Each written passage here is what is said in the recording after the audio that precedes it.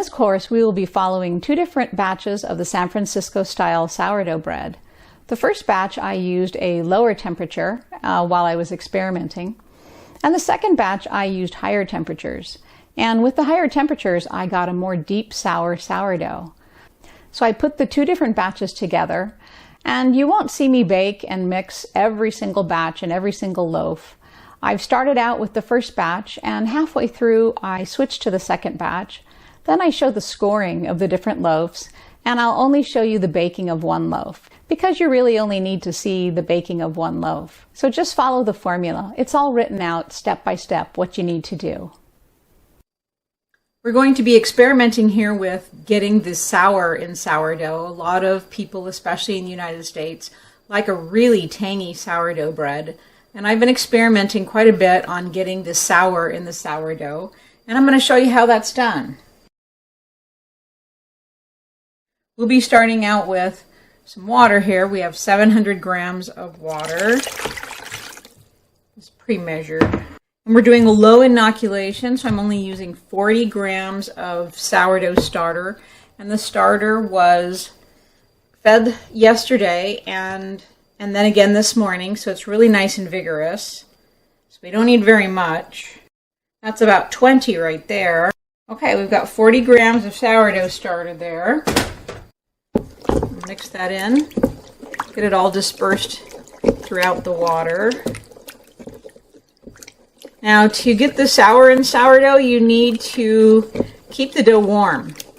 Now, I know all over the internet and in books they tell you if you want a nice sourdough to keep the dough cold at a lower hydration.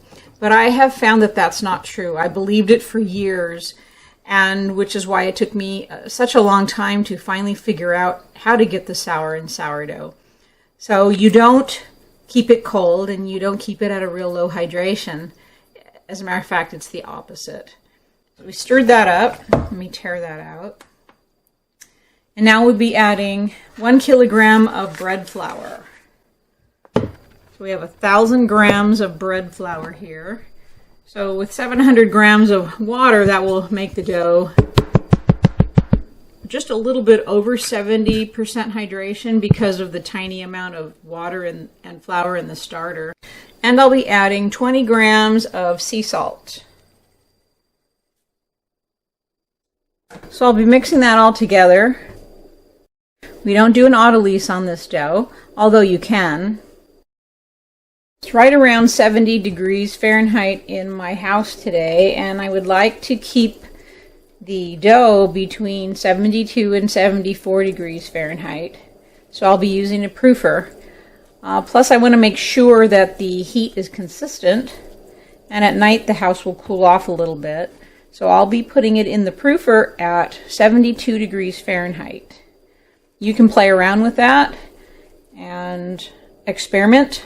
Start out with 72, then maybe try 73 or 74 or 76. Whenever your temperature goes up, you'll have to be more careful about the dough fermenting more quickly, especially since it'll be fermenting all night long.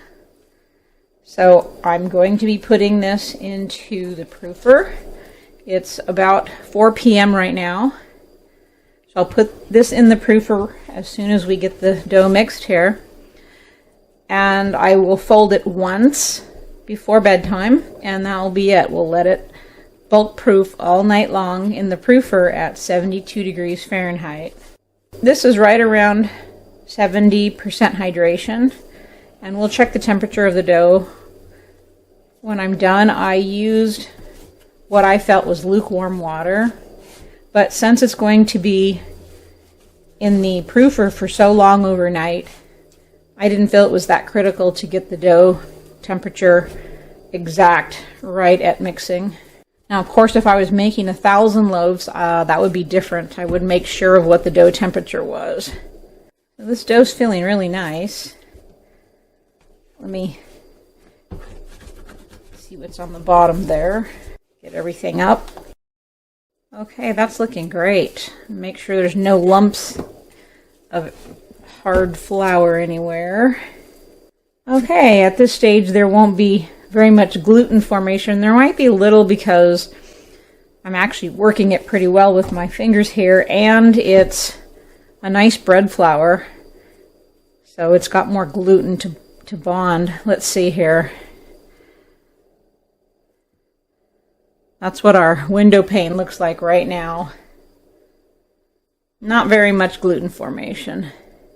Okay, I want to see what the dough temperature is going into the proofer. Looks like it's right around 75 degrees Fahrenheit. And that's great. It'll be fine. I'll go ahead and put this in the proofer now, and then I will fold it once before going to bed tonight. And that's all. We're not going to mess with it anymore. This is it. It's a hands-off dough, and it basically just needs a lot of warmth.